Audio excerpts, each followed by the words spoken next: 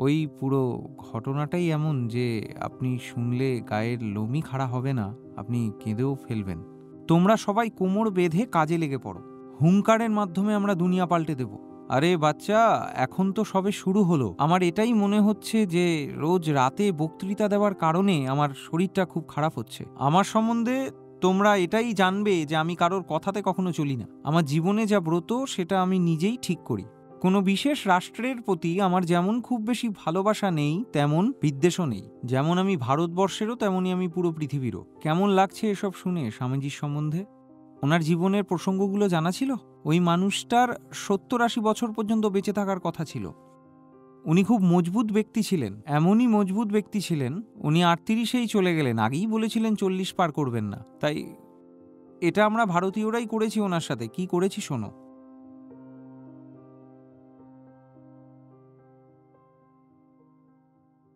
Sir নমস্কার।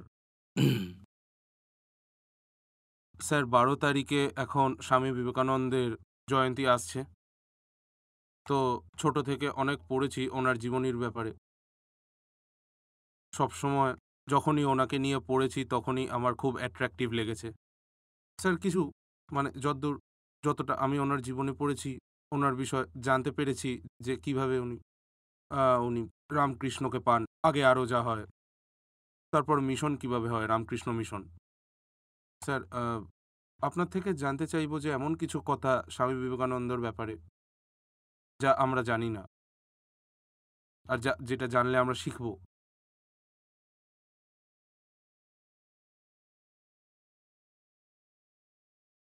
দেখো, আমি ওনার সম্বন্ধে যতটা যা বলবো ওগুলো সবই সার্বজনীনই হবে।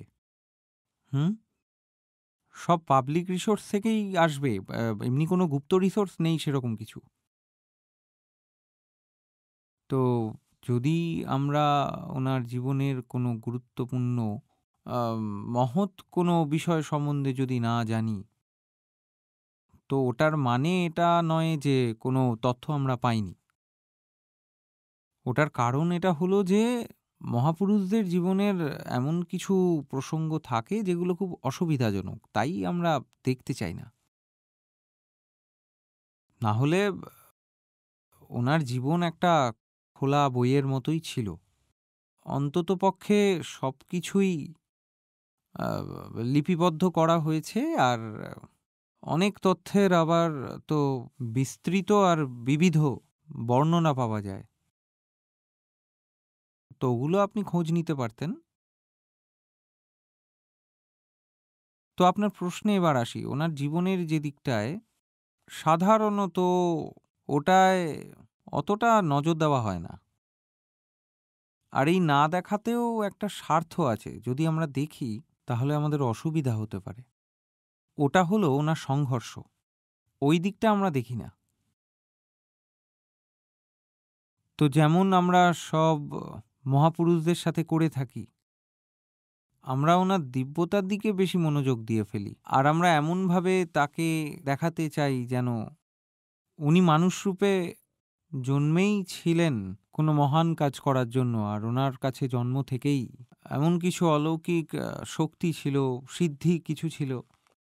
আর না জানি কি ছিল, আমরা এরকমটাই বলে থাকি। আর এটার ক্ষেত্রে ওই মানুষটার পুরো সংঘর্ষ যাত্রার মানবিক দিকটা সম্পূর্ণ সুপ্ত থেকে যায়। সুপ্ত থাকে না, আমরা জেনে বুঝে সেটা চাপা দিয়ে রাখি। কারণ আমরা যদি এটা স্বীকার করে নিই যে ওই মানুষটা কতটা সংঘর্ষ করেছে, তো ওই কথা আমাদের গালে চড় মারার মতো হবে। বড্ড মানে লাগবে যে কেউ দেখো এ পৃথিবীতে এসে ভালো কাজ করার জন্য এতটা সংঘর্ষ করে গেছে, আর এই সংঘর্ষটাকে কার বিরুদ্ধে করতে হয়েছে? এটাই আসল অপমানের। ওই মানুষটা যে ভালো কাজ করতে চাইছে তাকে কার বিরুদ্ধে সংঘর্ষ করতে হচ্ছে? আমাদের বিরুদ্ধে করতে হচ্ছে। তাহলে ওনার যে পুরো সংঘর্ষের কাহিনীটা আছে ওটা যতই বইতে পাওয়া যাক বা রামকৃষ্ণ মিশনে খুব ভালোভাবে তথ্যগুলোকে সংরক্ষণ করে রেখেছে, সাজিয়ে গুছিয়ে রেখেছে, ওগুলো উপলব্ধ আছে। কিন্তু সাধারণত অতটা নজর দেওয়া হয় না।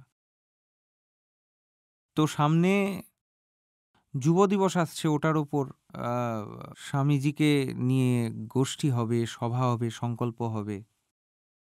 কিন্তু ওখানে ওনার সংঘর্ষ নিয়ে কিছু চর্চা হবে না। হুম? তো ওই যে জিনিসটা আমরা জানি এবং ওনার যে সংঘর্ষটা, ওনার যে সংঘর্ষগুলো, কঠিন পরিস্থিতিগুলো, ওই পুরো ঘটনাটাই এমন যে আপনি শুনলে গায়ের লোমই খাড়া হবে না, আপনি কেঁদেও ফেলবেন। হুম? কিন্তু আমরা সেই তথ্যগুলো নিজেরাই নিজেদেরকে ঠিকভাবে জানতে দিইনি। আত্মপ্রবঞ্চনা, আমরা নিজেদেরকেই ঠকাই।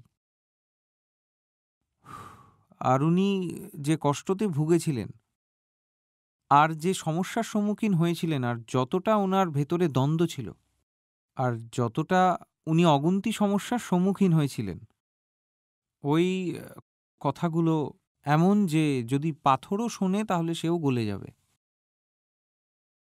আর এইসব তথ্য সহজেই যা আছে তা লেখা আছে বইগুলোতে। আহ আপনার বিবেকানন্দ রিডারটা একটু দিন, খুলুন। মোবাইলেই খুলে নিন।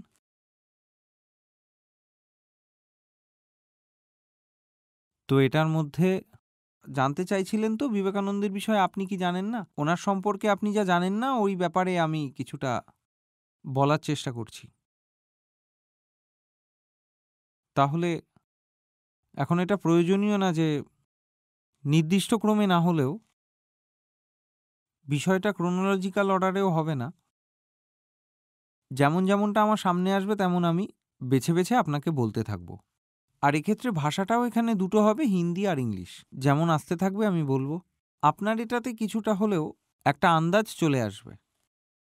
একজন প্রকৃত ব্যক্তি, খাঁটি ব্যক্তি, হুম? জিতলোটা কিভাবে?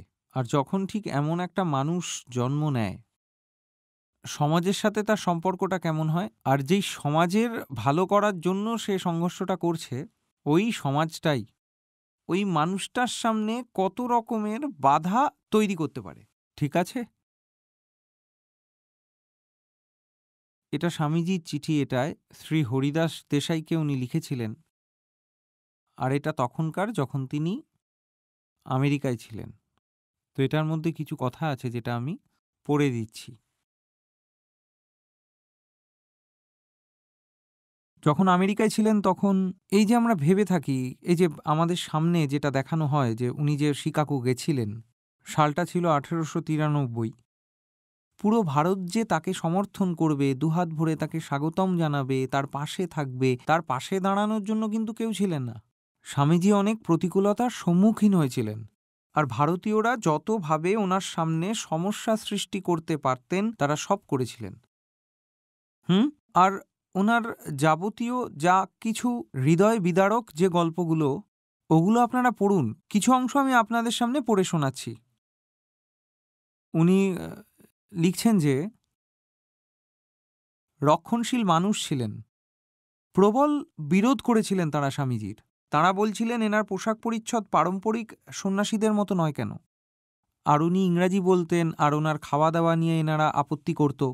যে ইনি খাওয়া-দাওয়াতে সেইরকম শুচিতা বজায় রাখতেন না যেরকম বৈষ্ণবদের সাধারণত হওয়া উচিত।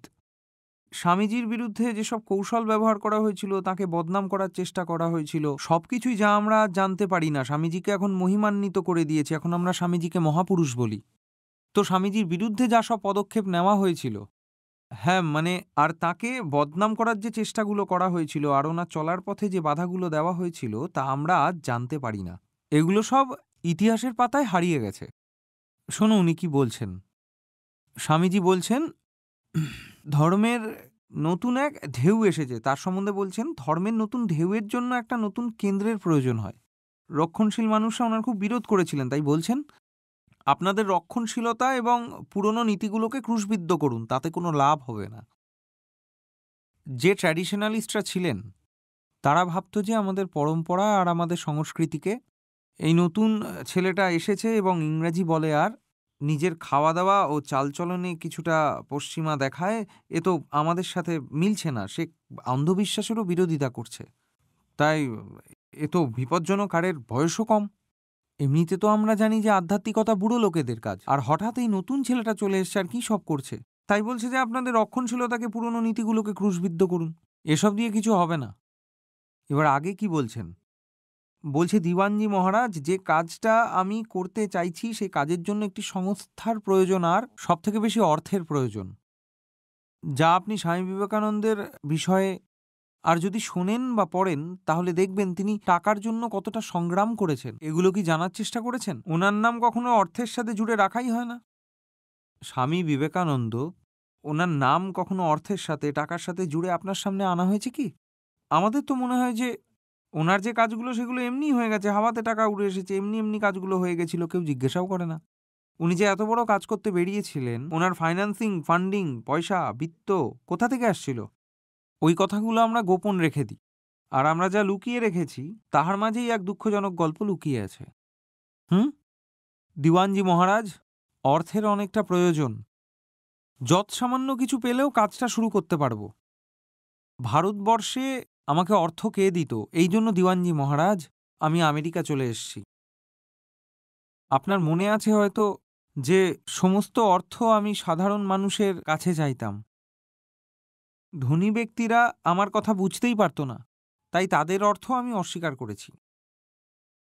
সাধারণ মানুষের উন্নতির জন্য যাবতীয় যা কাজ তাই তিনি সাধারণ মানুষের কাছে যেতেন, অনুরোধ করতেন, টাকা দাও আর আমি সংস্থা নির্মাণ করতে পারি আর আগে তোমাদের যাতে কল্যাণ করতে পারি।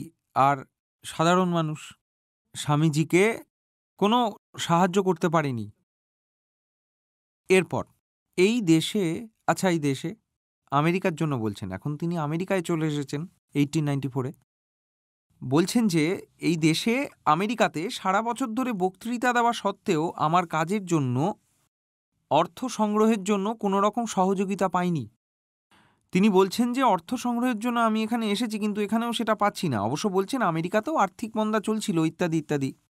কিন্তু সবথেকে বড় কারণ যেটা, যে তিনি আমেরিকাতে অর্থ সংগ্রহ করতে পারছিলেন না, মিশনারি আর আমাদের হিন্দু সংস্থাগুলোই আমার কাজে বাধা দেওয়ার সবথেকে বেশি চেষ্টা করেছে। স্বামীজির কাজকে নষ্ট করার ক্ষেত্রে সবচেয়ে অগ্রণী ছিল আমাদের হিন্দু প্রতিষ্ঠানগুলোই। কারণ এদের ঈর্ষা হতো, তখন তো রামকৃষ্ণ মিশন ছিল না। একটা নতুন ছেলে একটা নতুন কিছু করার চেষ্টা করছে, ওনার বয়সই বা কত ছিল? এমন কিছু নয়। বলছে একটা নতুন ছেলে আর আমাদের 1000 বছর পুরনো একটা সংগঠন, এই যে প্রতিষ্ঠানগুলো আছে এগুলো মানবে না, আমাদের থেকে আগে চলে যাবে।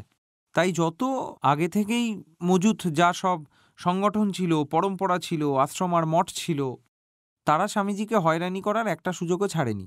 এমনকি আমেরিকাতেও তারা কাজ করতে দিত না।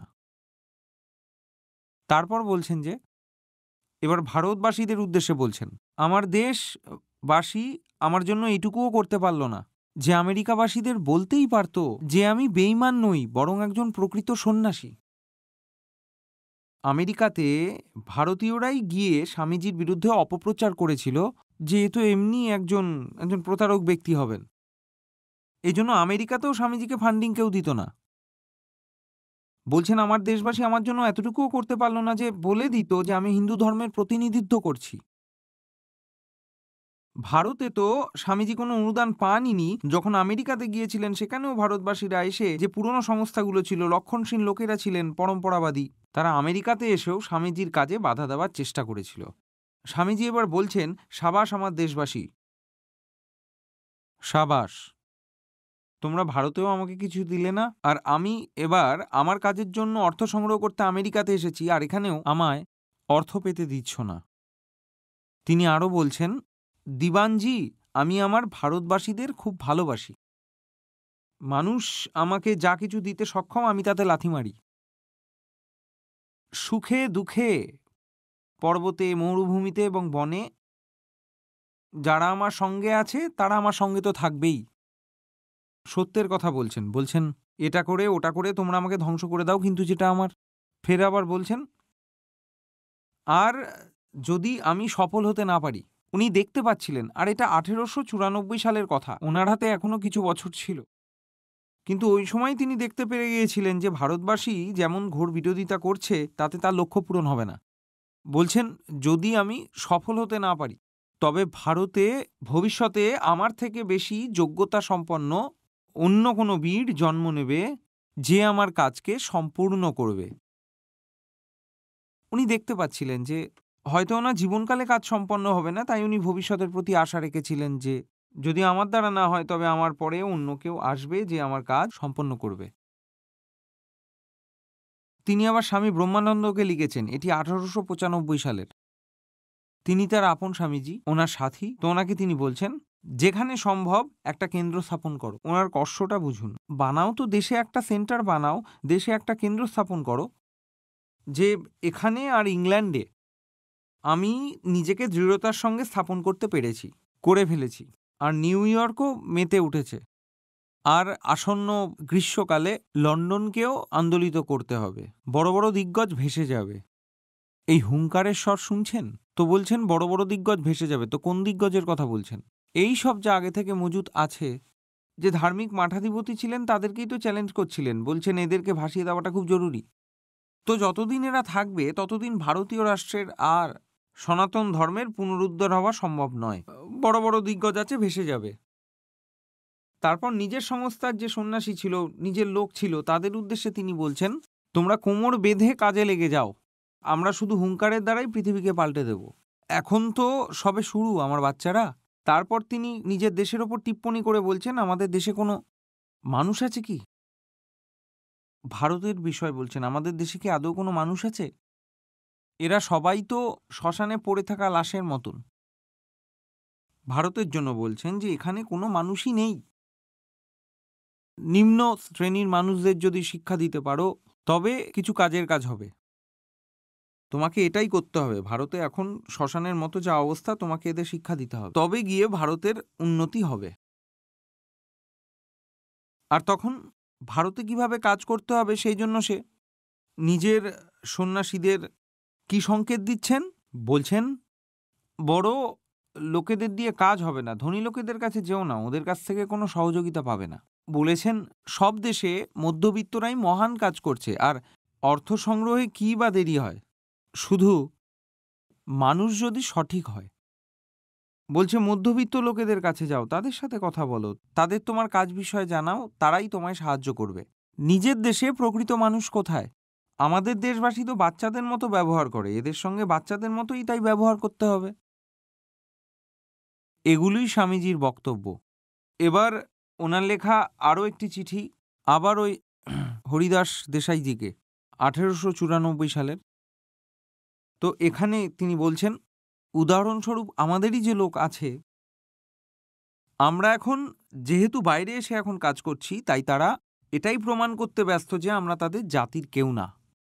ভারতবাসী এবং ভারতের অনেক পুরনো ধার্মিক লোক যারা অনেক উঁচু উঁচু ধার্মিক পদে প্রতিষ্ঠিত ছিলেন, তারা এখানে কি করতে এসেছিলেন? বলছেন আমরা এখানে কাজ করতেই এসছি।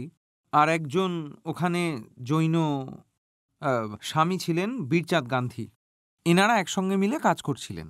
বলছেন আমরা এখানে কাজ করছি, তাই আমাদের বদনাম করার কাজ আমাদের দেশবাসীই করছে। আর তারা এটা প্রমাণ করার চেষ্টা করছিল এনারা তো তাদের জাতেরই নয়। কেন? কেননা দাসেদের মধ্যে স্বভাববশত ঈর্ষা উৎপন্ন হয়ে থাকে। ভারত একটি দাসত্ব কবলিত দেশ, শুধু রাজনৈতিক দৃষ্টিকোণ থেকেই নয়, মানসিক এবং আধ্যাত্মিক দৃষ্টিকোণ থেকে।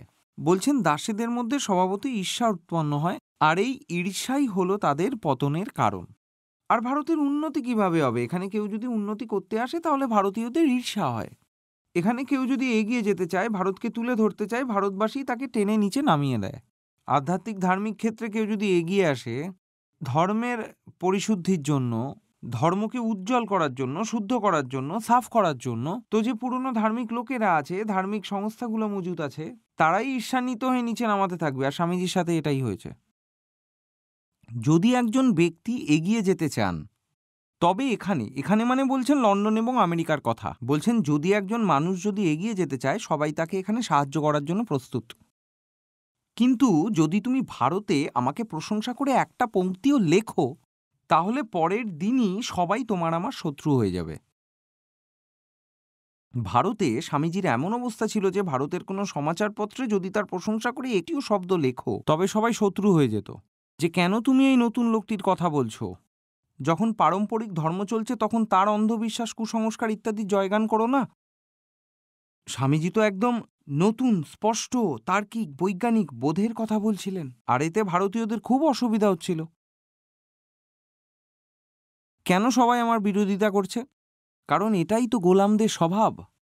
এরা সব গোলাম, ভারতীয়দের জন্য বলছেন, এই সব গোলামরা কাউকে এগিয়ে যেতে দেখা সহ্য করতে পারে না। বিবেকানন্দ সম্পর্কে এই তথ্যগুলো আপনারা জানতেন? যে বিবেকানন্দকে, স্বামীজিকে ভারতীয়দের দ্বারাই ঘোর বিরোধের সম্মুখীন হতে হয়েছিল, এই কথাগুলো জানানো হয়েছিল কি? বলা হয়নি, কারণ আমরা জানতে পারলে এটা খুব লজ্জাজনক ব্যাপার হবে, তাই না? আমরা জেনে যাব আমরাই মহাপুরুষদের কতটা বিরোধ আর অপমান করে থাকি। এটা তিনি সিস্টার নিবেদিতাকে লিখছেন, 1897 সালে লেখা।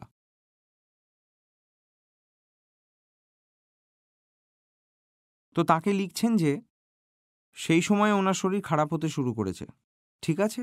আর শরীর তার এই জন্যই খারাপ হচ্ছিল কারণ তার অর্থের খুব অভাব ছিল আর খুব পরিশ্রম করতে হচ্ছিল। এক একটি পাই পয়সা জোগাড় করার জন্য তাকে সারাদিন পরিশ্রম করতে হতো। তিনি বলছেন, নিজের শারীরিক অসুস্থতার দিকে আমি খুব একটা মনোযোগ দিতে পারছি না। হ্যাঁ, তবে আমার দুঃখ একটাই যে আমার পরিকল্পনাকে বাস্তবায়িত করার কোনো সুযোগ আমি পাচ্ছি না। আর সিস্টার, তুমি জানো যে এর মূল কারণ হলো একমাত্র অর্থের অভাব। ভারতের কাছে সবকিছুর জন্য টাকা ছিল, কিন্তু স্বামী বিবেকানন্দকে দেওয়ার জন্য টাকা ছিল না। আরও বলছেন, এই যে আমাদের হিন্দুরা মিছিল করছে, আর এইগুলি ওনার কথা আমি হুবহু উদ্ধৃত করছি, আমাদের হিন্দুরা মিছিল বের করছে আর না জানি কি কি করছে, কিন্তু এরা আমাকে আর্থিক সাহায্য করতে পারছে না। হিন্দুদের কাছে ধর্মীয় কাজের জন্য অর্থের অভাব নেই। আপনি যদি যান, যে পরিমাণ অর্থ আজ পর্যন্ত ভারতের মন্দিরগুলোতে জমা হয়েছে সেই পরিমাণ অর্থ আর কোথাও নেই। আর স্বামীজি এসব দেখছিলেন, তিনি বললেন, এই হিন্দুরা মিছিল করছে আর জানি না আর কি কি করছে, কিন্তু আমাকে আর্থিকভাবে সাহায্য করতে পারছে না। যেখানে আর্থিক সহায়তার কথা বলতে হয় সেখানে তো শুধুমাত্র আমায় ইংল্যান্ডের মিস মুলার এবং ক্যাপ্টেন সিভিয়ারের কথা বলতে হয়। ইংল্যান্ডবাসীরা সাহায্য করলেও স্বামীজিকে ভারতের হিন্দুরা করেনি। ভারতের হিন্দুরা তো ওনার বিরোধিতাই করেছিল। তারপর বলছেন যে আমার মনে হয়েছিল যদি আমি 1000 পাউন্ড পেয়ে যাই তবে কলকাতায় নিজের প্রথম কেন্দ্র গঠন করতে পারব। কিন্তু আমার সেই ভাবনাটাও সফলতা পায়নি, কারণ আমি 10-12 বছর আগের মূল্য অনুসারে ভেবেছিলাম। আর 10-12 বছর পার হতে হতে কলকাতায় মুদ্রাস্ফীতি 3-4 গুণ বেড়ে গেছে। আমি যতটা ভেবেছিলাম এই টাকাটা পেলে আমি এই কাজটা করতে পারতাম, কিন্তু এখন দেখছি এই টাকাটা পেলেও আমি আর যে কেন্দ্রটি আমি তৈরি করতে চেয়েছিলাম সেটা আমি আর পারবো না। যে ব্যক্তিটি ভালো মানের সাহিত্য লিখতে পারতেন, বড় বড় কাজ করতে পারতেন, সেই ব্যক্তিটি নিজের সীমিত জীবন কিভাবে ব্যয় করলেন? বিভিন্ন উপায় কিছু অর্থ সংগ্রহ করতে। এবারে তিনি মিস জোসেফিনকে লিখেছেন, এখন ওনার স্বাস্থ্য আরও খারাপ হয়ে গেছে, 1900 সালে এসে গেছি। তো স্বাস্থ্য সম্পর্কে তাকে জিজ্ঞাসা করছে, বলছেন শরীর তো কোনো রকমে চলছে। আরও লিখেছেন অর্থের অভাব এবং অফুরন্ত পরিশ্রম, কিন্তু কোনো পরিণাম পাওয়া যাচ্ছে না। এই সব তার মনের মধ্যে দিয়ে চলছিল, আর এটাই তার জীবনী ছিল। শুনে নিন ভালো করে। এই সবই করেছি আমরা আমাদের মহাপুরুষদের সাথে। অর্থের অভাব আর সেই সঙ্গে অফুরন্ত পরিশ্রম, তাতেও কোনো ফল পাওয়া যাচ্ছে না। এখানে তো আমার অবস্থা আমেরিকার থেকেও খারাপ। যেটা হচ্ছে এখন, তিনি এখানেই আছেন। আসলে কি হচ্ছে বলছেন যে 1 টাকাও যদি খরচ করতে না হয় তাহলে লোকেরা আমাকে শোনার জন্য ভিড় করে চলে আসেন। মানে যদি আমায় বিনামূল্যে শোনার সুযোগ করে দেওয়া হয় তাহলে পুরো সমগ্র ভিড় এসে দাঁড়িয়ে পড়ে, কিন্তু যদি 1 টাকাও যদি দিতে হয় তাহলে লোক কিন্তু আসে না। স্বামীজি বলছেন বিনামূল্যে শোনার সুযোগ করে দিলে পুরো ভিড় চলে আসবে, কিন্তু লোকেদের যদি বলা হয় যে এসেছে যখন কিছু অর্থ দিয়ে যান, তাহলে কেউ দেবে না। তা স্বামীজি বলছেন এটাই আমার পরিস্থিতি, আর আমি এর কোনো পরিণাম দেখতে পাচ্ছি না, শুধু পরাজয় দেখতে পাচ্ছি, ব্যাস। পরে গিয়ে তিনি স্বীকার করেছেন যে পরিস্থিতি খারাপ। 2-4 দিন ধরে আমার শরীরটা ঠিক নেই। আর আমার শরীর কেন ভালো নয় এটা মন দিয়ে শুনবেন। আমার মনে হচ্ছে যে প্রতি রাতে বক্তৃতা দেওয়ার কারণেই আমার স্বাস্থ্য এত খারাপ হয়ে যাচ্ছে। তিনি রোজ রাতে বলতেন, ভাষণ দিতেন, যাতে কিছু লোকেরা এসে তাকে অর্থ প্রদান করেন, যাতে তার কাজ এগোতে পারেন। আর মানুষও এমন ছিল যে বিনামূল্যে পেলে পুরোটা নিয়েই চলে যেত। তবুও তাকে কিছু দিত না, আর ওনার শরীরও দিনের পর দিন খারাপ হতে শুরু করলো।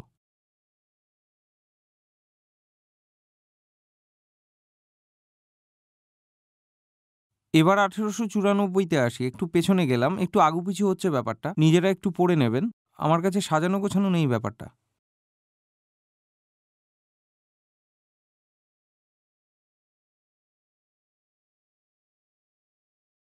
এবার ওনাকে বলা হয়েছিল, ইনি আলাসিঙ্গা পেরুমেল ছিলেন, উনি বলছেন ভারতের সংবাদপত্র তো আপনার বিরুদ্ধে বিষ ছড়াচ্ছে। আমরা ভাবতাম স্বামীজি যখন ছিলেন তখন তার সম্বন্ধে পেপারে হয়তো ভালো কথা লেখা হতো, কিন্তু তার বিরুদ্ধে তো নিন্দা ছড়ানো হতো।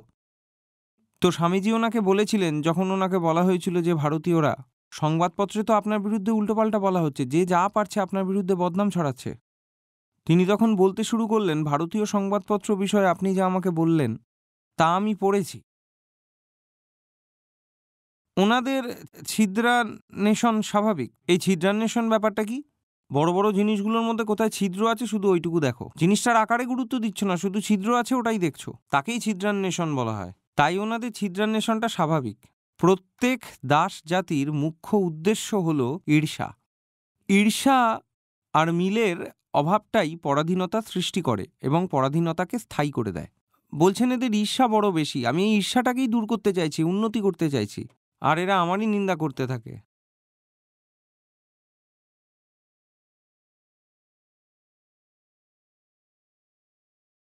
ভারতীয়দের জন্য লিখছেন ওই ওই চিঠিটাতেই।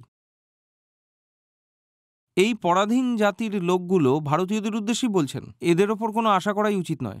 ব্যাপারটা নিরাশাজনক, তবুও আমি তোমার সামনে ব্যাপারটা খোলসা করে বলছি।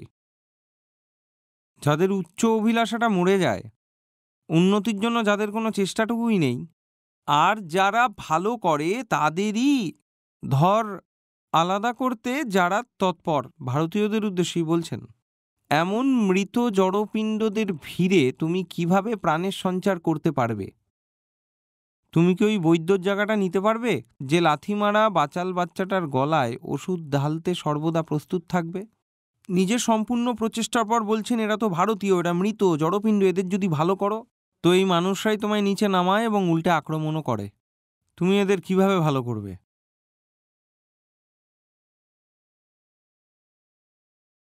তারপর আরও বলছেন, আমি মনে করিয়ে দিতে চাই, কর্মণে বাধিকারস্তে মা ফলেষু কদাচন। কর্ম করে যাও, ফলের আশা করো না, পর্বতের মতো দৃঢ় হও।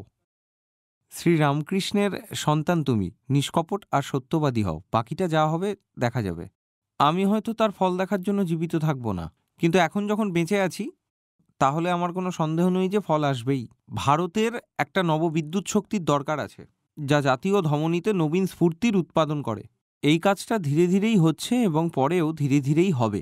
তুমি ব্যাস নিঃস্বার্থ সন্তুষ্ট থাকো এবং নিজের প্রতি সৎ থাকো, পূর্ণরূপে শুদ্ধভাবে নিষ্কপট থাকো, আগে যা হবে দেখা যাবে। আগে আরও বলছেন, যদি আমি এরকম আরও 100 জনকে যদি আমি ভারতবর্ষে ছেড়ে দিতে পারি তাহলে আমি নিশ্চিন্ত থাকবো এবং শান্তিতে মরতে পারবো। উনি বুঝতেই পেরেছিলেন যে এখন যা ভারতের অবস্থা, সফলতা পাবেন না, কারণ ভারতীয়রাই সব থেকে বেশি বিরোধিতা করেছিল, বাধা দিয়েছিল। তাই বলছিলেন 100 জনকে রেখে গেলে এখন না হলেও তো পরে কাজ হবেই। এরপরে চলে আসি 1895 চিঠিতে আলাসিঙ্গা পেরুমালকে।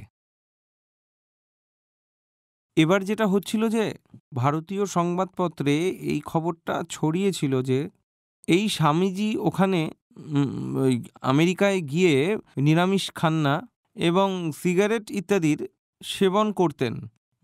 তো স্বামীজির চালচলন এবং আচরণ নিয়ে বদনাম করা হচ্ছিল। তো স্বামীজি কি উত্তর দিয়েছিলেন, যদি ভারতীয়রা আমাকে নিয়ম মতো হিন্দু খাবার খাওয়ার জন্য জোর দেয় তাহলে তার জন্য একজন রাঁধুনি এবং তাকে রাখার জন্য পর্যাপ্ত পরিমাণে টাকা পাঠাতে বলবেন। তোমরা যদি চাও আমি তোমাদের মতনই খাওয়া দাওয়া করি তাহলে একজন রাঁধুনি আর টাকা পাঠিয়ে দাও। এই মানুষগুলোর মধ্যে একজনেরও 1 টাকা দিয়ে সাহায্য করার মতো কোনো সামর্থ্য নেই, উল্টে ওরা আমাকেই কিছু উপদেশ ঝেড়ে দেয়। এদের দেখলে বরং হাসিই পায়। এই লোকগুলোই ছিল যারা স্বামীজিকে বলছিল এটা খাও ওটা খাও, এগুলো তুমি কেন করছো ইত্যাদি বলে থাকতো। অনুরূপভাবে অন্যেরাও কি বলছে, যেখানে খ্রিশ্চান মিশনারিরাও যুক্ত ছিল, এরা বলছিল যে কামিনী কাঞ্চন এর যে নিয়ম হয় যে কামিনী কাঞ্চনের থেকে দূরে থাকবে। এই নিয়মটা স্বামীজিই ভেঙেছেন। স্বামীজি সেখানকার মেয়েদের সাথেও আলাপচারিতা রাখতেন, কারণ সেখানকার কালচার ভিন্ন ছিল। এবার সেখানে ভারতের মতো তো তিনি থাকবেন না, এবং তারা বলছেন যে কামিনী কাঞ্চনের যা নিয়ম তা ভেঙেছেন। তখন স্বামীজির জবাব ছিল, যদি তারা বলে এই কামিনী আর কাঞ্চন যা নিয়ম আছে তা আমি ভেঙেছি বলে মনে হয়, তাহলে তারা মিথ্যা বলছে। আমার বিষয়ে তোমরা এটুকুই জেনে রাখো যে আমি কারোর কথায় উঠি বসি না। আমার জীবনের যা ব্রত সেটা আমি নিজেই তৈরি করি।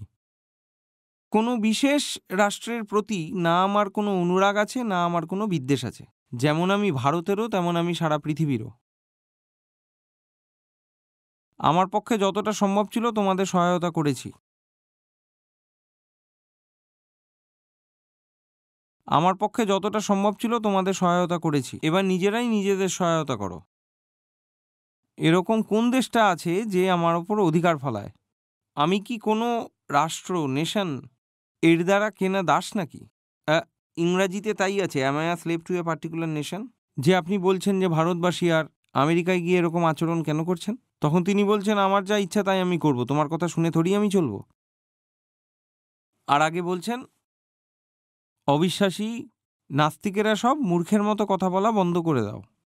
এই লোকগুলো যারা বদনাম করছিল তার। আমি এখানে কঠোর পরিশ্রম করেছি, আর আমার যা কিছু ধনপ্রাপ্তি হয়েছিল তা আমি কলকাতা এবং মাদ্রাজে পাঠিয়েছি। এই সব কিছু করার পর আমার কি এখন তোমাদের ওই মূর্খতাপূর্ণ উপদেশটা শুনে চলতে হবে? তুমি ভাবো, স্বামীজিরই যদি রাগ ধরছে এত, তো লোকজন ওখানে কিরম কিরম কথা বলছিল ভাবো। ওরা বলছিল যে স্বামীজি ওখানে চাঁদা তুলছেন আর ওখানে ফুর্তি করছেন। মানুষটা বিদেশ গেছিল যাতে করে অর্থ সংগ্রহ করতে পারে, সেই অর্থ স্বামীজিই নাকি ভোগ করছিলেন। তাই তিনি লিখছেন যে যা অর্থ আমি সংগ্রহ করেছি ওটা সংস্থার কাজের জন্য কলকাতা এবং মাদ্রাজে পাঠিয়ে দিয়েছি। তোমাদের কথা শুনে থোড়িই চলবো। তোমাদের লজ্জা করে না? আমি কিসের জন্য তোমাদের কাছে ঋণী? তুমি কে? তোমরা কখনো আমাকে 1 টাকা দিয়েছো কি? তাহলে তোমায় কেন জবাব দেব? আমার কি তোমাদের প্রশংসা বা নিন্দার পরোয়া করার কোনো প্রয়োজন আছে কি? আমি এমনই এক বিচিত্র স্বভাবের মানুষ যাকে চেনা তোমাদের কারোর পক্ষে কোনোভাবেই সম্ভব নয়। তোমরা তোমাদের কাজ করো অথবা চুপচাপ বসে যাও, কিন্তু নিজের মূর্খতার দমে এবং নিজেদের কথা মতো বা ইচ্ছে মতো আমাকে কাজ করতে বাধ্য করো না। আমার কারোর সাহায্যের প্রয়োজন নেই। জীবনভর আমি অন্যকে সাহায্য করে গেছি। এরকম তো আমি কাউকে পেলামই না যে আমাকে সাহায্য করতে পারে। একজন ছিল শ্রীরামকৃষ্ণ পরমহংস। ওনার থেকে যা পাওয়ার ছিল আমি পেয়েছি। ওনার কথা বলছি, যা পাওয়ার ছিল আমি পেয়েছি। ওনার পরে আমার আর কারোর সহায়তার প্রয়োজন নেই। আমাদের কাজে সহায়তা করার জন্য যে লোকগুলোর 2 টাকা দেওয়ার মতনও সামর্থ্য নেই, তারাই বারংবার ব্যর্থতার কথা বলে চলেছে। 2 টাকা তুমি দিতে পারোনি, আর আমাদের ব্যাপারে তোমার উল্টোপাল্টা কথা বলার বেলা যা ইচ্ছা বলেছ। তোমরা ওই লোকটার প্রতি নিজের হুকুম চালাতে চাইছো যে নিজের জন্য কিছুই করেনি, বরঞ্চ ওই লোকটা যতটা পেরেছে তোমাদের জন্য সবকিছুই করেছে। পৃথিবীটা এরকমই অকৃতজ্ঞ, আনগ্রেটফুল। তোমরা কি এটাই বলতে চাও যে এই ধরনের বর্ণবাদ জর্জরিত, কুসংস্কারযুক্ত, বেদনাদায়ক, কপট, নাস্তিক, ভীতু যা কেবলমাত্র শিক্ষিত হিন্দুদের মধ্যেই পাওয়া যেতে পারে? সে আর আমি কি এক, এটাই তোমরা ভেবে নিয়েছো নাকি? বলছেন তোমরা কপট লোক, আমি তোমাদের মতো নই। তোমাদের মতো হতে না আমি জন্মেছি, না তোমাদের মতো আমি মরব। আমি ভীরুতাকে ঘৃণার চোখে দেখি। কোনো রকমের রাজনীতির সাথে আমার কোনো সম্পর্ক নেই। মাতৃশক্তিই আমার রাজনীতি। কেমন লাগছে এসব শুনে স্বামীজির সম্বন্ধে? ওনার জীবনের এই পর্যায়ে জানতেন? আমাদের তো জানানো হয়েছিল যে তিনি যখন ফিরে আসেন তখন তাকে কৃতজ্ঞতাপূর্ণ স্বাগত জানানো হয় এবং পুরো ভারত তার চরণে লুটিয়ে পড়ে। কিন্তু ভারতীয়রাই ওনাকে কতটা কষ্ট দিয়েছে তা বলা হয়েছিল, কত ঝামেলা সৃষ্টি করেছে। এরপরে আরেকটা যদি পাই আমি তারপর দেখাবো, যেখানে তোমরা আরেকটা শেষ কথা জানতে পারবে। যাই হোক, এটা শোনো। এটা ইংরাজিতে আছে। এটা আমরা ভারতীয়রাই ওনার সাথে করেছি। কি করেছি শোনো। উনি নিজের মায়ের জন্য একটা বাড়ি কিনেছিলেন। ওনাকে আলাদা করে কেউ একটা কিছু অর্থ দিয়েছিল। ওনার মায়ের বাসস্থান ছিল না। বাবা তো আগেই গত হয়েছিলেন, আপনারা এগুলো জানতেন। উনি তার মায়ের জন্য একটা বাড়ি কিনলেন এবং কিছু টাকা অগ্রিম দিয়েছিলেন এবং বলেছিলেন এই টাকা নিন এবং মায়ের জন্য একটা বাসস্থান করে দিন। যেই ব্যক্তি টাকা নিয়েছিল সে জমি দেয়নি, স্বামীজির ব্যক্তিগত টাকা লুটে নিল। আর স্বামীজি বলছেন যে ওই লোকটা এই কাজটা করেছে এই কারণেই যে আমি সন্ন্যাসী এবং আমি কোর্টে যাব না, তাই সে আমার টাকা লুটে নিল। আমরা ভারতীয়রা এইসবই করেছি ওনার সাথে। ওনার মাকে থাকার জন্য কোনো বাড়িও দিইনি।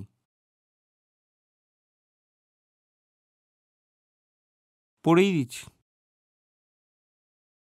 My dear mother, the aunt whom you saw had a deep laid plan to cheat me, and she and her people contrived to sell me a house for 6,000 rupees, and I bought it from my mother in good faith. Then they would not give me position, hoping that I would not go to court for the shame of taking forcible position as a sannyasi. आगे, I do not think I have spent even 1 rupee from what you and other gave me for the mission. Captain Xavier gave me 8,000 rupees with the clear and expressed desire of helping my mother. But even that money has gone to the dogs. বিশেষ করে ওনার মায়ের জন্য যে টাকাটা দেওয়া হয়েছিল, আমরা সেই পয়সাটাও লুটে নিয়েছিলাম। এখন আমরা ওনার মূর্তি তৈরি করেছি, আমরা যুব দিবস পালন করি। এসব করলে কি থোড়েই সব কিছু লুকিয়ে যাবে যে ওনার সাথে আমরা জীবিতকালে কী সব করেছি, কতটা আমরা কৃতজ্ঞতা দেখিয়েছি এবং ওনার মহৎ উদ্দেশ্যের পথে কতটা বাধা সৃষ্টি করেছি।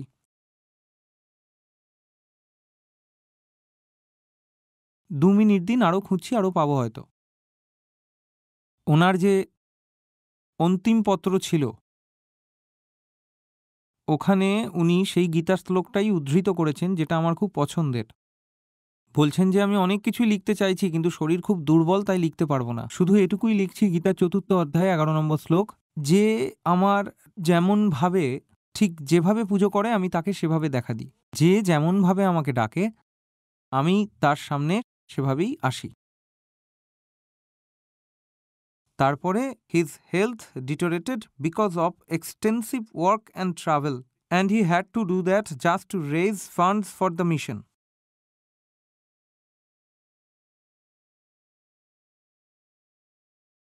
আর টাইমলাইনে এটাই দেখাচ্ছে যে আমেরিকা উনি গেছিলেন 31শে মে 1893, আর সেপ্টেম্বর 1893-তে শিকাগোতে ওনার সম্মেলন ছিল, আর 97-তে রামকৃষ্ণ মিশনের প্রতিষ্ঠা হয়েছিল।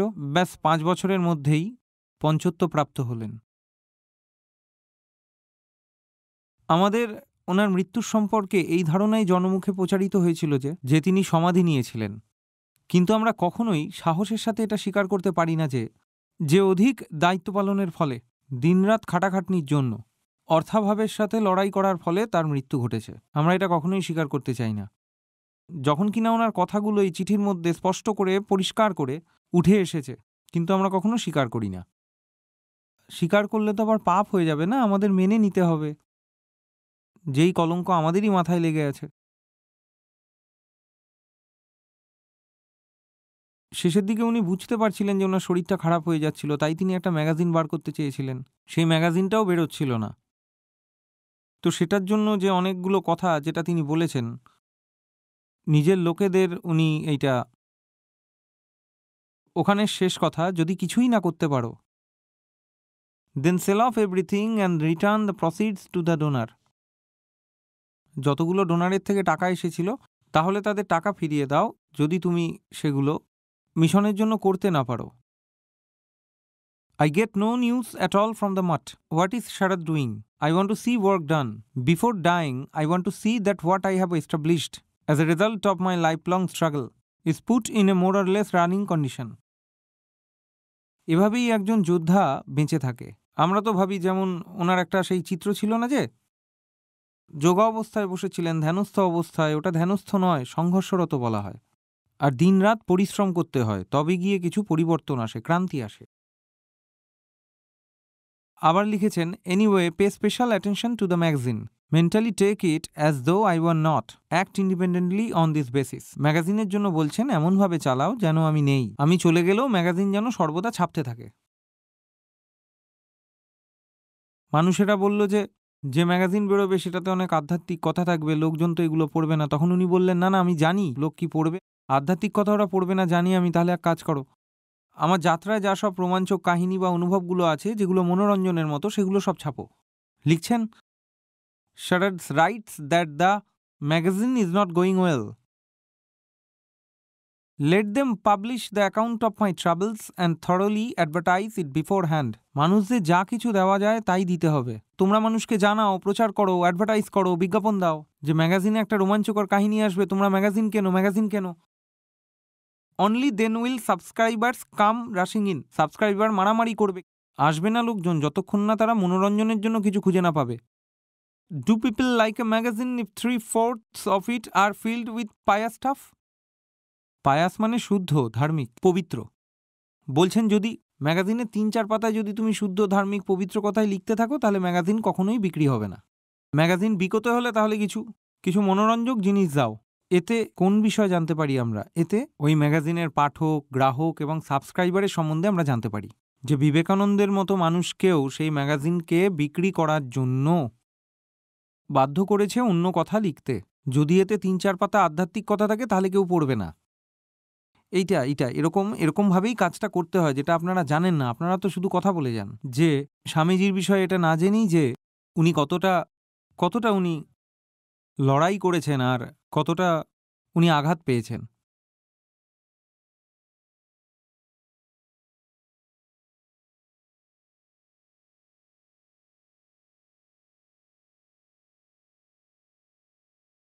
যখন উনি আশ্রম তৈরি করেছিলেন, তখন লোকজন সেই নিয়ে কি বলেছিল? Most people did not welcome the newly born monastery. লোকেদের পছন্দ হয়নি। এবার আমরা ভাবতে পারি যে রামকৃষ্ণ মিশন হয়ে গেছে তাই দুহাত বাড়িয়ে মন খুলে স্বাগতম জানিয়েছিল। না, কখনোই নয়। তিনি নিজেই লিখছেন, বলছেন, most people did not welcome the newly born monastery, much less admire it. Admire করা তো দূরের কথা, লোকজন তো খুব রেগে গেছিল যে এসব কেন বানিয়েছে, এসব চাই না, পরম্পরাগত আমাদের ধর্ম চলতে থাকুক। আর সেই সময় তো অনেক বেশি অন্ধবিশ্বাস ছিল, এখনও তাই। বলেছিল যে এই অন্ধবিশ্বাস, রক্ষণশীলতা, পরম্পরা যা কিছু আছে, যেগুলো আছে সেগুলো চলতে দাও না। এখন এই নতুন কথা তুমি কেন নিয়ে আসছো? আর স্বামীজি তো একদম নতুন কথা নিয়ে আসছেন, বিজ্ঞান নিয়ে আসছেন, ওই অদ্বৈতর কথা বলছেন। তো most people did not welcome the newly born monastery, much less admire it. কি করেছে লোকজনগুলো? এবার উনি সূচিত করছেন। ইনডিফারেন্স প্রথম জিনিস। আর কি করেছে? টন্টিং, তানা দিয়েছে, ব্যঙ্গ করেছে। 1 টাকাও সাহায্য করতে পারেনি, কিন্তু এগুলো করে গেছে। Indifference, টন্টিং, slander. আর এই স্ল্যান্ডার মানে বদনাম করা। কারোর খুব বদনাম করো, তার নাম খারাপ করে দাও। অপারেশন, দমন করো। These were what the monks had to face. ওনার লোকজনদের এই সব কিছু ফেস করেছে। আগে কি লিখছেন? এখন এটা উইদিন কোটে আছে। The only thing that we got from those around us was a kick and a curse. That was all. The only thing that we got from those around us was a kick and a curse. That was all. যে লাথি মারতে পেরেছে সে লাথি মেরেছে, আর যে গালি দিতে পেরেছে, অভিশাপ দিতে পেরেছে, বাজে কথা বলতে পারতো, সে এসব করেছে। এমনি কেউ 40 হওয়ার আগেই মারা যায় না। অনেক মজবুত মানুষ ছিলেন তিনি, পালোয়ানের মতো ওনার শরীর ছিল। এভাবে কিভাবে ওনার মৃত্যু হয়ে গেল বোঝো? এই সবই আমরা ওনাকে দিয়েছি। আমরা ওনাকে মৃত্যুর মুখে ঠেলে দিয়েছি।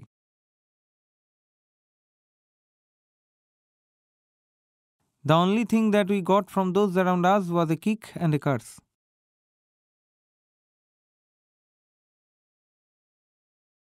এবার কোন কথা নিয়ে বদনাম করত লোকজন ওনার? তার একটা কারণ আছে। বলেছেন, the drinking of tea was not popular, but one would take tea when infected with malaria or a cough or cold. Another report, however, claims that decoction of tea without milk or sugar was available. নাটক কোন কথায় হতো? The only luxury they ever indulged in was smoking tobacco from a hubble bubble. এবার, as they had no warm clothes, the monks would do physical exercises to warm themselves when they were awakened by the chill of cold wintry nights. এই অবস্থা ছিল, বুঝতে পারছেন? ঠান্ডা বেশি লাগলে কি করতেন? তিনি উঠে এক্সারসাইজ করে নিতেন যাতে শরীর গরম হয়।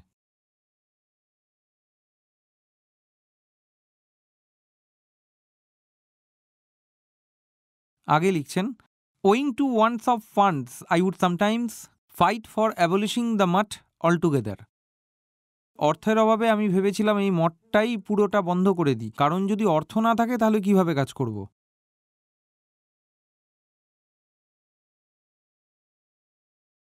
There have been days when the mutt was without a grain of food. If some rice was collected by begging, there was no salt to take it with. খেতেও পেত না, যদিও বা চাল পেত তো নুন পেত না। On some days there would be just rice and salt and nobody cared for it. ঠিক আছে, চাল আর নুন যা ছিল ওটাতেই কাজ চালিয়ে নিত। কিন্তু বলছেন যে ও দোজ ওয়ান্ডারফুল ডেজ তিনি উপভোগ করতেন।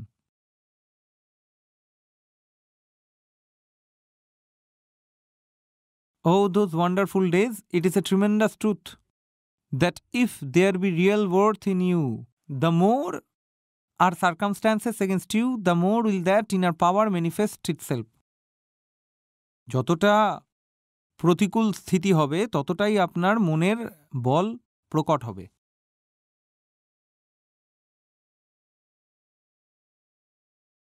এটা হলো the early history of the Ramakrishna movement. স্বামী প্রভানন্দ বলেছেন,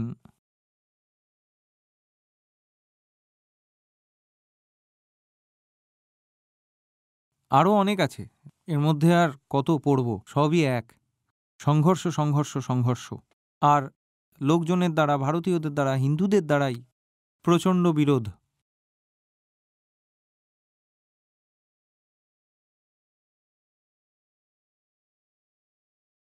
পড়বেন, আপনি নিজেই পড়বেন, এই তো বইয়ের নামটাও বলে দিয়েছি।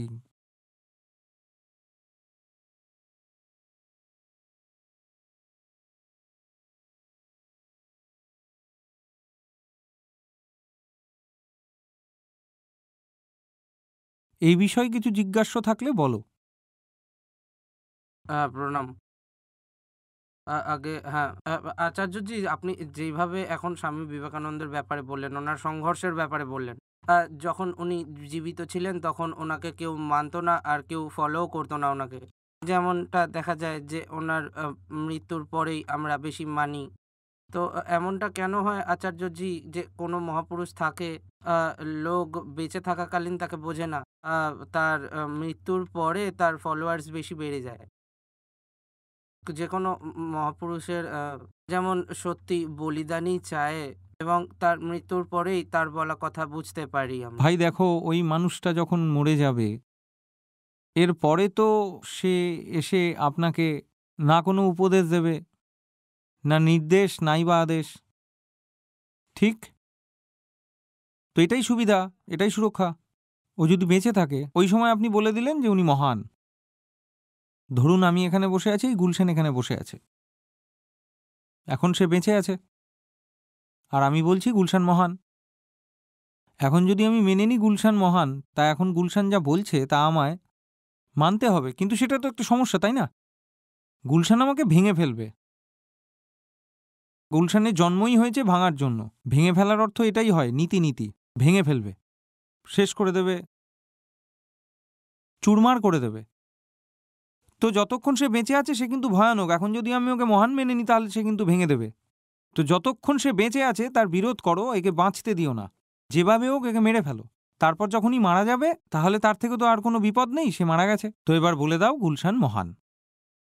যতক্ষণ সে বেঁচে আছে তাকে 1 টাকাও দিও না, যখন সে মারা যাবে তার জন্য বড় বড় মূর্তি তৈরি করো। মূর্তি তৈরিতে যে খরচা লাগছে সেই টাকাটাই যদি ওকে দিয়ে দিতে,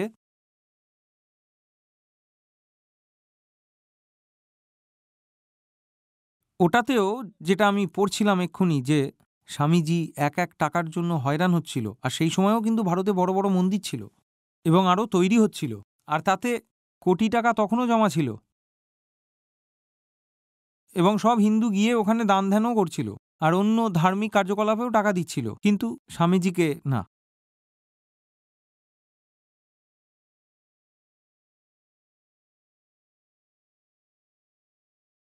জীবন্ত মহাপুরুষ আগুনের মতো হয়। যাদের পুড়ে যাওয়ার মতো ক্ষমতা থাকে তারাই কেবল কাছে আসে।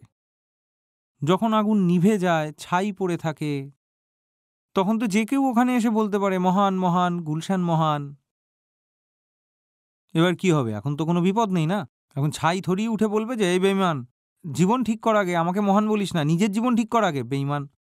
এবার ছাই তো এগুলো বলবে না, তাই কোনো বিপদ নেই। ওই মানুষটা ৭০-৮০ বছর বয়স অবধি বাঁচতে পারত তিনি।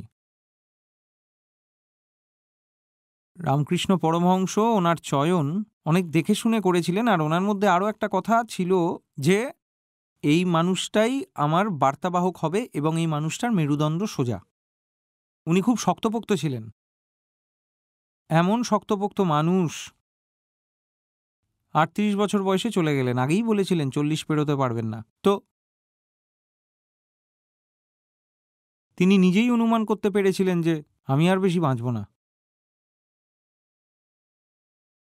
কারণ আগুন না, আগুনকে নেভাতে হয়। যে পুড়ে যেতে পারে তার জন্য আবশ্যক এটাই যে আগুনকে নিভিয়ে দেওয়া। হয় আগুন নিভবে, নয়তো আমাকে পুড়তে হবে। তো অনেক রকমের ষড়যন্ত্র করে আগুনকে নেভানো হয়। সরাসরি তো কাউকে হত্যা করা যায় না। এবার এমন একটা পরিস্থিতি তৈরি করো, সে সংঘর্ষ করতে করতেই বেচারার পঞ্চত্ব প্রাপ্তি ঘটে যায়।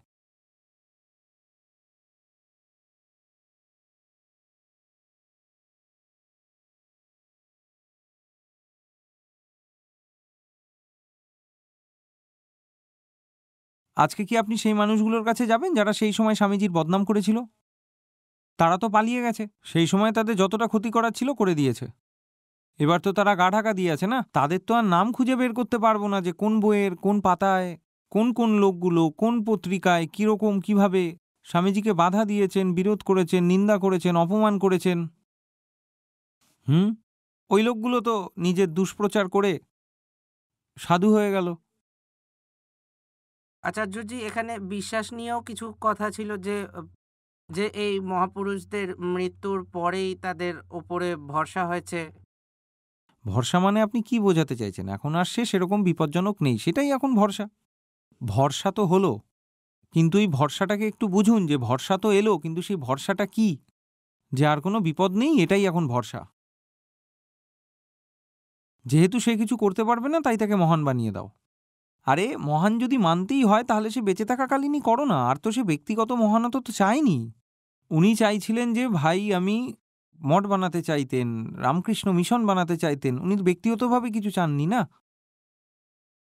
যখন তিনি ছিলেন, যদি তখন তাকে মহান মানতে, তবে উনি এই দেশের জন্য আরও অনেক কিছু করতে পারতেন। তখন তো তাকে শুধু বিরক্ত করাই হয়েছিল। আরও অনেক কথা আছে ওনার জীবন সম্বন্ধে, এখন তো সময়ের অভাবে অনেক কিছু বলতে পারছি না। আমেরিকা তো থোড়াই ওনাকে এত সহজে কিন্তু তিনি যেতে পারেননি। আমেরিকা যাওয়ার জন্য উনি অনেক কষ্ট করে অর্থ জোগাড় করেছিলেন। কিছু কাছের লোক ছিলেন যারা তাকে সাহায্য করেছিলেন, না হলে তার যাওয়াও হতো না। আর যখন পৌঁছলেন, আর সেই সময় কোনো সংবাদ সঞ্চারের মাধ্যম ছিল না, তাই উনি অনেক আগেই পৌঁছে গেছিলেন। আর অতদিনের অর্থ তো ওনার কাছে ছিল না, তিনি বাঁচবেন কিভাবে? এ বিষয়ে আপনারা ওনার বৃত্তান্ত পড়ুন। হ্যাঁ, যখন সেই মানুষটা চলে যায়, এই পৃথিবী থেকে বিদায় নিয়ে নেয়, তখন আমরা এসে দাঁড়িয়ে পড়ি অধিকার ফলানোর জন্য। আমরা বলি আমাদের বিবেকানন্দ। যদি আমাদেরই বিবেকানন্দ হয়, তাহলে আপনি বিবেকানন্দের জন্য কি করেছিলেন? আর এখন যখন তিনি নেই, তাহলে এখন ওনার আধিপত্যে অধিকার কেন ফলাচ্ছ? তিনি তো সোজাভাবেই লিখেছেন ওনাকে পশ্চিমের লোকেরাই সাহায্য করেছে। তাহলে ভারতের লোক কেন এসে বলছে যে আমাদের বিবেকানন্দ?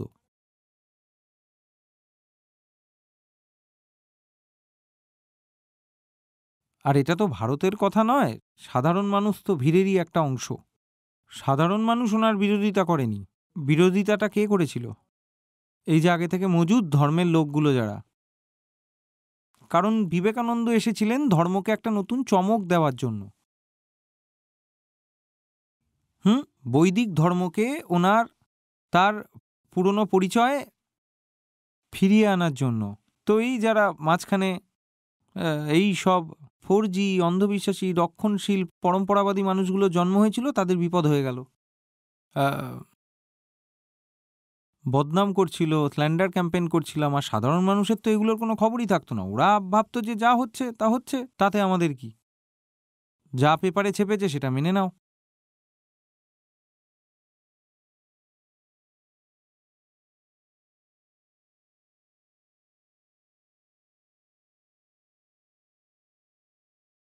আমি এই কথাটা এটা বারবার উদ্ধৃত করেছি যে 100 জন পেলে, কিন্তু উনি একাই স্বয়ং যা ছিলেন, এখন তো সবে 30-35 বছরের ছিলেন, তা এখনই কেন বলছিলেন যে 100 জন পেলেই দেশ বদলে ফেলবো আমি? বলছেন 100 জন হয়ে গেলেই দেশ বদলে যাবে। উনি বুঝতে পেরে গেছিলেন। এটা তো আমিও আগে বললাম যে উনি থাকাকালীন এই কাজটা সম্ভব হবে না। তখন ওনার ভবিষ্যতের ওপর ভরসা করতে হলো যে আমার পরে হতে পারে এমন লোক আসবে যে আমার কাজ সম্পূর্ণ করতে পারবে।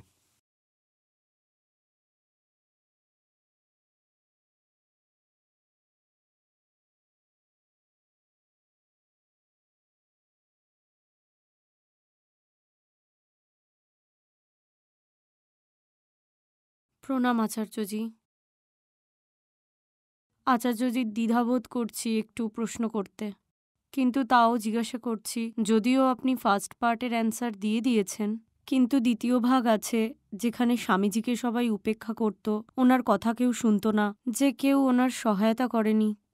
তাই যে আজকের দিনে দাঁড়িয়ে আমি যা দেখতে পাচ্ছি আর যা বুঝতে পারছি, আপনার সাথেও ঠিক এমনটাই হচ্ছে যে সো কল্ড ঠিকাদাররা বসে আছে, যারা আপনাকে বলা উচিত যে যারা আপনাকে বদনাম করতে চায় বা আপনাকে উপেক্ষা করে বা আপনার বিষয়ে খারাপ কথা বলে, সেটা যে কোনো জিনিসকে নিয়েই হোক। তো সবসময় এমনটা কেন হয়ে আসছে যে ওরা বোঝে না কেউ একজন ভালো কাজ করার জন্যেও এগিয়ে যাচ্ছে, এবং সে যে 100 জনের কথা বলেছিল সেটা যদি সবাই মিলে আজ করে ফেলতো, তাহলে ভারতবর্ষের এখন যা দশা সেটা শুধরে যেত। সেটা কেন কেউ ভাবে না? কেন শুধু একটা স্বামী বিবেকানন্দ হবে বা আচার্য প্রশান্ত হবে, যাকে পুরোপুরি সারা বিশ্বের বা ভারতবর্ষের এবং বাদবাকি জিনিসেরও চিন্তা ওটার হয়? উত্তর আমি আগে বললাম না, যে আমাদের করে যেতে হবে। আমাদের করে যেতে হবে। উপনিষদ হোক, ঋষি হোক, সনাতন হোক, অথবা স্বামী বিবেকানন্দ হোক, এরা আসে তার কারণ যাতে আমাদের একইভাবে থাকতে না হয়। এরা আগুনের মতোই, এরা আসেই আমাদের পোড়ানোর জন্য। আমরা এটা বুঝি না যে আমাদের পোড়াতেই আমাদের ভালো। এটা আমরা বুঝি না যে যখন আমরা পুড়ব, তো বাস্তবে আমরা পরিশুদ্ধ হয়ে নতুনভাবে প্রকট হব। আমরা এটা বুঝি না যে আমরা যখন পুড়ব, তখন আমাদের মর্মটা জ্বলে না, আবর্জনাটা পুড়ে যায়, তখন আমরা শুদ্ধ হয়ে যাই। সেটা আমরা বুঝি না। যখন আমরা আগুন সামনে দেখি আমরা ভয় পেয়ে যাই, তখন আমরা এর বিরুদ্ধতা করতে থাকি। আমরা বুঝি না, ভয় পেয়ে যাই। এটাই অজ্ঞানতা, নিজের প্রতি অজ্ঞানতা। আমরা জানিই না যে আমরা সোনা কতটা, আবর্জনা কতটা। আবর্জনাকেই আমরা মর্ম হিসাবে ধরে নিই। আমরা ভাবি আমরা ওপর থেকে নিচে অবধি আবর্জনাই, তাই যখন আগুন দেখি তখন আবর্জনাটা ভয় পেয়ে যায়, এ তো আমাকে পুড়িয়ে দেবে, জ্বালিয়ে দেবে। আবর্জনাটা বুঝতেই পারে না যে ও সরলেই তবেই ভেতরে যে সোনা বা নিখুঁত ব্যাপারটা আছে, আত্মা আছে, ও প্রকাশিত হয়ে প্রকট হবে। আর সেটা প্রকটের জন্য আবর্জনার পুড়ে যাওয়াটা দরকার। আগুন এই জন্যই পূজনীয়। আবর্জনা তো আগুনকে ভয় পায়, বিরোধিতা করে আগুনের। ও বলছে না বারবার বারবার বলছেন যে আমরা পরাধীন মানুষ, আমরা দাস। বারবার বলছিলেন না উনি? কোনো কারণ আছে কি আমরা পরাধীন? যে কোনো কারণ আছে কি আমরা দাস? আজও তো ভারতীয় লোক বিভিন্ন বিষয়ে পরাধীন হয়ে আছে। আর আজকাল যে ধর্মের নামে আগ্রাসন হচ্ছে, সেটাও এটাই প্রমাণ যে আমরা পরাধীন এবং ভীতু হয়ে আছি। যে ভীতু হয় তারই আক্রমণাত্মক হওয়ার প্রয়োজন থাকে। আগ্রাসন ভয়েরই দ্বিতীয় নাম। আগ্রাসন কাপুরুষেরই দ্বিতীয় নাম। স্বামীজি তো এটাই বারবার বলছিলেন যে এরা দেশের লোক, তাই তো এরা ভীত এবং ঈর্ষালু মানুষ। এদের চেতনা এখনো ঘুমিয়ে আছে, এদের চেতনা এখনো শিশুসুলভ। উদাহরণ দিয়েছিলেন না যে যখন কোনো বৈদ্য সেই বাচ্চাকে যে একটা কড়া ওষুধ খাওয়াতে চাইতো আর বাচ্চা লম্পচম্প করে ছুটে ছুটে পালিয়ে যেত, আর এই দেশের মানুষেরও একই অবস্থা। আচার্যজি, সেটা অনেক পুরনো, 100 বছর পুরনো কথা ছিল। আর যা যা সংঘর্ষ আপনাকে করতে হচ্ছে, আপনি যত কষ্ট করছেন আপনার মিশনকে এগিয়ে নিয়ে যাওয়ার জন্য, তাও আমাদের মধ্যে এত বেইমানি কেন করছে যে আমরা আপনার সাথে থেকেও পুরোপুরি আপনার সাথে থাকতে পারছি না? সেই বেইমানি তখনই মিটে যায় যখন তুমিও সেই সঠিক কাজটা করার চেষ্টা করবে। সঙ্গ দেওয়াটা অনেকটা ছোট কথা হয়। সঙ্গ দিলে এমন হয়ে যায় যে সঙ্গ দেওয়া মানে এক হাত। যদি কারো সঙ্গ দিতে হয় তাহলে তাকে এক হাত দিয়ে দিই। তাকে এক হাত দিয়ে দিলাম তার মানে এটা তো নয় যে আমার আরেক হাত অন্য আরেকজনকে দিয়ে দেবো না। তো সঙ্গ বড় গড়বড়ে কথা। তুমি একটা হাত একজনকে দিলে আর বাকি হাতটা 50 জনকে দিলে, তখন বাকি হাতটা আর কোথায় থাকলো তার কোনো ঠিকানা নেই। সমস্যাটা এখানেই হয়। সঙ্গ দিতে হবে না, আপনি সেটাই হন যেটা আপনার হওয়া উচিত। সে শ্রীকৃষ্ণই হোক বা অন্য কোনো মহাপুরুষই হোক, তারা এই কারণে আসে না যে আপনি শুধু সঙ্গ দেবেন বা পেছনে যাবেন। ওনারা এই জন্যে আসেন যে আপনার ভেতরের যে কৃষ্ণত্ব আছে সেটা প্রকট হোক। তারপরে আর সঙ্গ দেওয়াটা থাকে না। সঙ্গ দিলে তো অন্য কাউকে দিতে হয়, এরপর ব্যাপারটা নিজস্ব হয়ে যায়, একান্ত আপন হয়ে যায়, একদম আত্মিক হয়ে যায়। ওর পরে ওই লড়াই আপনার হলো, তার মানে কিন্তু আপনি আর কারোর লড়াইতে আর সঙ্গ দিচ্ছেন না, আপনি নিজের লড়াইটাই লড়ছেন। তারপরে লড়াইটা সফলতা পায়। কেউ কারোর সঙ্গ আর কতই বা দূর অবধি দিতে পারে, কেউ অন্যের রাস্তায় অন্য কারোর পিছু পিছু আর কত দূরই বা যেতে পারে। তোমরা বিষয়টাকে আপন করে নাও, তোমরা এই লড়াইটাকে নিজের লড়াই মনে করো, তারপর দেখবে যা কিছু তা তাই, যা তোমার নিজের এবং নিজের জন্যই চাও, যখন সেটা তুমি বুঝতে পারবে, ঠিক তখন তুমি মন খুলে মুক্ত হয়ে নিজে স্বমহিমায় প্রকট হতে পারবে। নাহলে একটা কথা মনে রাখবেন, মিথ্যে এবং ভয় সর্বদা একসঙ্গে চলে, আর অহংকার মানে কাপুরুষতা, কারণ সে নিজেকে সবসময় বাঁচাতে চায়। কাপুরুষতা ততক্ষণ কাটবে না যতক্ষণ আপনি আপনার মিথ্যেটাকে মাথার ওপর রাজা বানিয়ে রেখেছেন। আপনি কাপুরুষই রয়ে যাবেন। আপনাকে সোজা বলতে হবে, আমি কারোর সঙ্গ দিচ্ছি না, এই জীবন আমার, এই সংঘর্ষটাও আমার। গীতা শুধুই কি অর্জুনের? না, সেটা আপনারও, আপনাকে সেটা বলতে হবে। গীতা আমার, আপনাকে এটা বলতে হবে না যে আমি গীতা পড়ি, যে স্যার আমায় গীতা পড়ায় আমি পড়ি, এরকম নয়। বলতে হবে যে গীতা আমার। আপনাকে একটা নিজের আত্মিক সম্পর্ক তৈরি করতে হবে গীতার সাথে, শ্রীকৃষ্ণের সাথে, তবে না কেল্লাফ হতে। তখন আপনার কোনো নির্দেশের প্রয়োজন হবে না, তখন বলবেন না যে আমাকে এটা বলা হয়েছে আমি এটা করেছি। তখন যেটা বলা হয়নি সেটা না বলতেও আপনি করে ফেলেছেন হয়তো। স্বামী বিবেকানন্দ যা কিছু করছিলেন তার সব কিছুই কি রামকৃষ্ণদেব এসে শিখিয়ে পড়িয়ে দিয়েছিলেন? রামকৃষ্ণ তো ওনাকে একটা দিশা দেখিয়েছেন মাত্র। একটা একটা দিশা নির্দেশ দিয়ে গেছিলেন যে এটাই মূল মন্ত্র, এটাই সবাইকে জানাও, এতেই জনকল্যাণ সম্ভব। এরপর স্বামীজি যা কিছু করেছেন তা নিজেই করেছেন, কারণ বিষয়টা তার আপন হয়ে গেছে। হ্যাঁ, তাই গীতাটাও আপনার আপন করা দরকার। এই কথাটা যতক্ষণ আমার, ততক্ষণ আপনি শুধু সঙ্গ দেবেন অথবা পিছু নেবেন, বিষয়টাকে আপনাকে আপন করতে হবে। ঠিক আছে? ধন্যবাদ আচার্যজি। নমস্কার আচার্যজি। যা স্বামী বিবেকানন্দের ব্যাপারে বললেন, তো সেটা নিয়েই আমার কিছু বলার ছিল। আমি অনেক বইও পড়েছি বিবেকানন্দের ওপরে, কিন্তু সেটা মনে হয়েছিল যেন অন্য কারোর লেখা। বিবেকানন্দের লেখা চিঠি আমি এমন কিছুই পড়িনি। আরও একটা জিনিস যেটা আমি আপনাকে বলতে চাই, আমাদের তো এটাই বলা হয়েছে যে ওনার যে ডেথ হয়েছে 39 এজে হয়েছে, বিকজ ওনার যা এই সংসারে কাজ ছিল তা নাকি শেষ হয়ে গেছিল, আর তাই জন্যই উনি ইচ্ছা মৃত্যু বরণ করেছিলেন। এটা একটা ব্যাপার।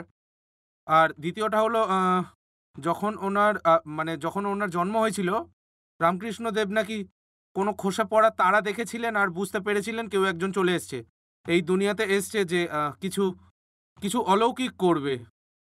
তৃতীয়ত যেটা আছে, মানে এটা বাংলাতেই যে বলা হয় যে, বাংলায় বলা হয় বীর্যবান পুরুষ আছে, মানে বীর্যবান পুরুষ, যার মানে হলো যখনই উনি আ অন্ধকারেও তিনি যখন হাঁটতেন, তার মধ্যে এনলাইটেনমেন্ট কিছু একটা জ্বলতো এমন কিছু। কিন্তু আজ যে ওনার বেদনা, যেটা ওনার চিঠিতে, যেটা আপনি আগে পড়লেন, এটা আগে কখনো শুনিনি। মানে এইটাই সবাইকেই এইটাই বলা হয়, স্টুডেন্টদের। ডজন ডজন উনি রোগে পড়েছিলেন। যেভাবে তিনি জীবন ধারণ করছিলেন, কিছু কিছু কঠিন রোগও হয়েছিল। কি কি কঠিন রোগ ছিল তা আপনারা নিজেরা খুঁজলেই পেয়ে যাবেন। যতটা আমি জানি ডায়াবেটিস, হাইপারটেনশন, আরও যে কত রকমের রোগ ছিল। মৃত্যু যে ওনার হয়েছিল তার কারণ মাথায় ওনার ব্রেন এর যে ব্লাড ভেসেল ছিল সেটা ফেটে গিয়ে হয়েছিল। তো আমি কি বলবো, আপনারা তো বুঝতেই পারছেন। এ বিষয়ে তো আমি আগেই বলেছি যে কিরম করে আমরা মহাপুরুষদের লড়াইয়ের ইতিহাসটা লুকিয়ে দিই এবং তাদের অলৌকিক বানিয়ে দিই। হুম এরকম মনে হয় ঠিকই আছে, আমরা তো সম্মান করছি, কিন্তু এটাতে সম্মান কতটুকু হয়? আসলে উনি যা ছিলেন সেটাই চাপা পড়ে যায়। আসলে যে বাস্তব ছিল, যেটা ওনার পুরো রক্তরঞ্জিত ঘটনা, সেটা চাপা পড়ে যায়। আর কোনো মহাপুরুষ আপনি দেখতে পাবেন না যে যাদের গল্পতে রক্ত এবং রক্ত লেগে থাকে। আপনি যাকে বদলাতে এসেছেন, ওটা একটা বিশাল বড় সমাজ, বিশাল বড় জনসমুদ্র যাদের আপনি বদলাতে চান, কিন্তু তারা নিজেরাই বদলাতে চায় না। তারা মুষ্টিবদ্ধ হয়ে তোমার বিরোধিতা করবে ভাই। আর তাদের মধ্যেও কিছু স্বার্থ চরিতার্থ করার মানুষ থাকে, পদাসীন ব্যক্তি থাকে, ধর্মীয় পরম্পরা বাহক ব্যক্তি থাকে, আর কিছু পুরনো ধর্মীয় কিছু বদমেজাজি লোকও থাকে, যারা জীবনহানি পর্যন্ত করে দিতে পারে। এই কথাটা আমরা বুঝতে পারছি না কেন, যে যে আসছে আমাদের কোনো কথা বোঝানোর জন্য, সে কি তাকে স্বাগতম জানাই, আসলেও তা করি না। লেখা আছে না, all that they can give us the kick and the curse. এটা তার নিজের লেখা। All that they can give us kick and the curse.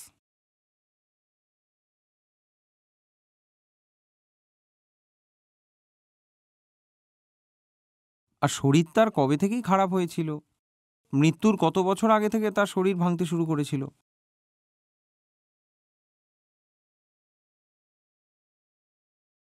কাউকে কখনো অলৌকিক বানিয়ে দিও না, এটাতে তার মানবিকতাকে ছিনিয়ে নিচ্ছ, তার মনুষ্যত্বকে ছিনিয়ে নিচ্ছ, তার বাস্তবকে ছিনিয়ে নিচ্ছ। আর তিনি যে, আপনি করুণার সাথে বলুন, যা খুশি বলুন, বীরতার সাথে বলুন, এতে তিনি যে জান লাগিয়েছিলেন না, তাতে আপনি তার স্বকীয়তা কেড়ে নিচ্ছেন, ডিসক্রেডিট করছেন। কেউ অলৌকিক হয় না।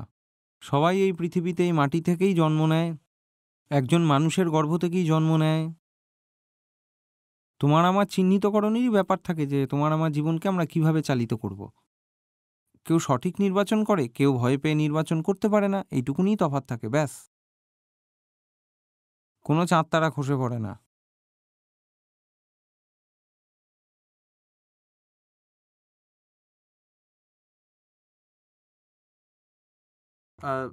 ধন্যবাদ আচার্যজি।